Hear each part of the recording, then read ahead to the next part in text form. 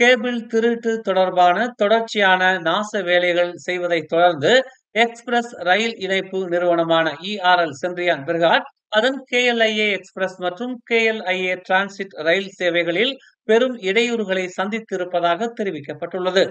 பண்டார் தாசே செலாத்தான் நிலையத்தில் நேற்று ரயில் சிக்னலிங் அமைப்பில் ஏற்பட்ட சிக்னல்கள் சேவைகளையும் பாதித்ததாக இஆர்எல் தெரிவித்துள்ளது. முழு சேவையையும் மீட்டெடுக்க தங்கள் குழு 24 மணி நேரமும் உழைத்து வருவதாக அந்நிறுவனம் குறிப்பிட்டுள்ளது.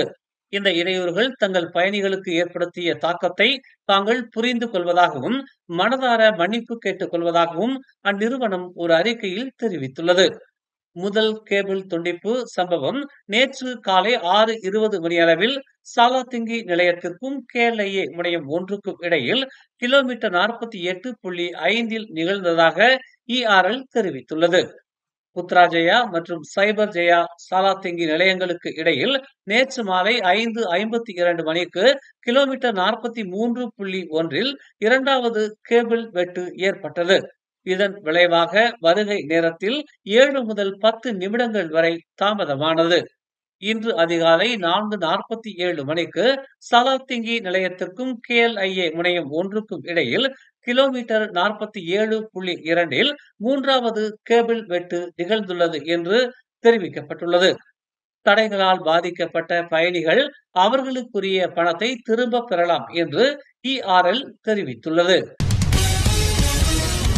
புத்ரா ஹைட்ஸ் எரிவாயு குழாய் தீ விபத்தில் மரணம் நிகழ்ந்திருப்பதாகவும் அதனை தாங்கள் மறைத்து விட்டதாகவும் கூறப்படுவதை ஸ்லாங்கூர் மாநில காவல்துறை மறுத்துள்ளது. மரணத்தை மறைக்கும் செயலால் எந்த நன்மையும் விளைந்துவிடப் போவதில்லை என்று ஸ்லாங்கூர் மாநில போலீஸ் தலைவர் டாக்டர் ஹுசைன் ஒமார் கான் கூறினார். அந்த குற்றச்சாட்டில் உண்மை இல்லை என்றும் அது போலியானது என்றும் அவர் தெரிவித்தார். உண்மையிலேயே மரணம் நிகழ்ந்தது என்றால் உடனடியாக போலீசில் புகார் செய்யுங்கள், அடிப்படை அற்ற குற்றச்சாட்டுகளை சுமத்தாதீர்கள் என்று அவர் எச்சரித்தார். காவல்துறை உட்பட அனைத்து துறைகளும் மிகவும் வெளிப்படையாக நடந்து கொள்வதோடு அறிக்கை தயாரிப்பதிலும் விசாரணை மேற்கொள்வதிலும் தனித்தனியாக செயல்படுகின்றன என்று அவர் சுட்டிக்காட்டினார். இவ்விவகாரத்தில் யாரும் பாதுகாக்கப்பட மாட்டார்கள் என்று அவர் உறுதி அளித்தார். வரும் ஏப்ரல் 26ஆம் தேதி நடைபெறவுள்ள ஆயர் குனிங் சட்டமன்ற இடைத்தேர்தலில் கூட்டணி வேட்பாளராக பெரிகாத்தான் நேஷனலின் தாப்பா தலைவர் அப்துல் முஹைமின் மாலிக் அறிவிக்கப்பட்டுள்ளார். பாஸ் கட்சியின் துணைத் தலைவர் டதஸ்ரீ துவான் இப்ராஹிம் துவான்மால் இந்த அறிவிப்பை வெளியிட்டார். ஒரு தலைவர் அல்லது வேட்பாளரிடம் ஆயர்குனி மக்கள் மதிக்கும் குணங்களை அடையாளம் காண அனைத்து மட்டத்திலிருந்தும் தாங்கள் ஆய்வு செய்து அப்துல் முஹைமின் மாலிக்கை தேர்வு செய்ததாக அவர் கூறினார். பாஸ் கட்சியின் தாப்பா பிரிவு தலைவரும் ஆயர்குனிங்கை பூர்வீகமாக கொண்டவருமான முஹைமின் தற்போது பரிசான் நேஷனல் வைத்திருக்கும் இடத்தை வெல்வதற்கு தயார் நிலையில் உள்ளார் என்று துவான் இப்ராஹிம் மேலும் கூறினார். இல்லாத ஆன்லைன் முதலீட்டு மோசடியில் சிக்கி ஒரு சுகாதார பணியாளர் 12 லட்சம் வெள்ளிக்கும் அதிகமான இழப்பை சந்தித்துள்ளார்.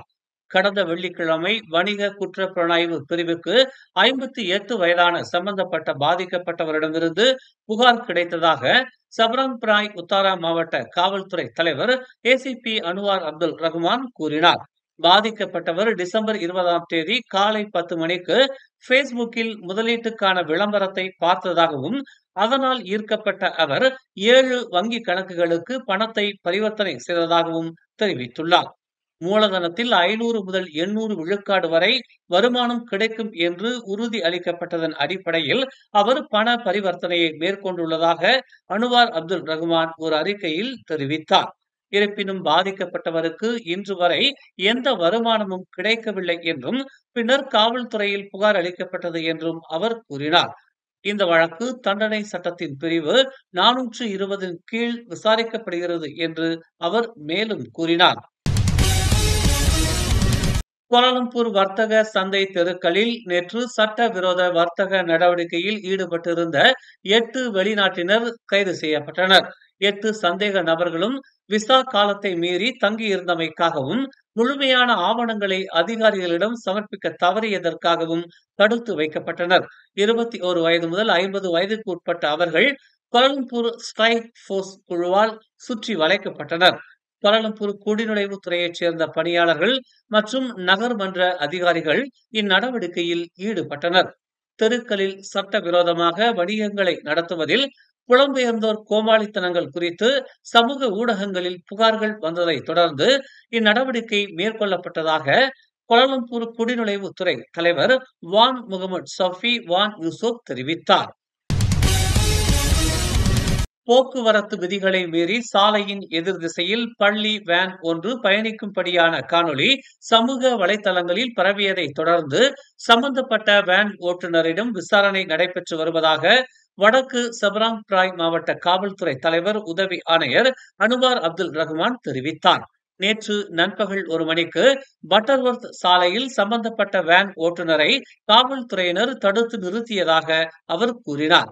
70 வயது வேன் ஓட்டுநர் உடல்நலம் சரியில்லாததால் மருத்துவமனைக்கு விரைந்து செல்ல தாம் எண்ணியதால் எதிர் திசையில் வேனை செலுத்தியதாக முதற்கட்ட விசாரணையில் தெரிய வந்துள்ளது. இச்சம்பவத்தால் எந்த ஒரு விபத்தும் ஏற்படவில்லை என்று காவல்துறையினர் உறுதிப்படுத்தினர். சம்பந்தப்பட்ட 70 வயது முதியவரை சுகாதார பரிசோதனைக்காக அரசு மருத்துவமனையில் அனுமதித்துள்ளதாக அனுவார் அப்துல் ரஹ்மான் கூறினார். மேலும் செய்திகளை தெரிந்து கொள்ள தமிழ் மலர் நாளிதழை பாருங்கள். உடனுக்குடன் செய்திகளை தெரிந்து கொள்ள தமிழ் மலர் இணையதளம், தமிழ் மலர் செயலி மற்றும் மலர் டிவி யூடியூப் சேனலை வலம் வாருங்கள். எங்களோடு இணைந்திருக்க மலர் டிவியை பதிவு செய்து கொள்ளுங்கள்.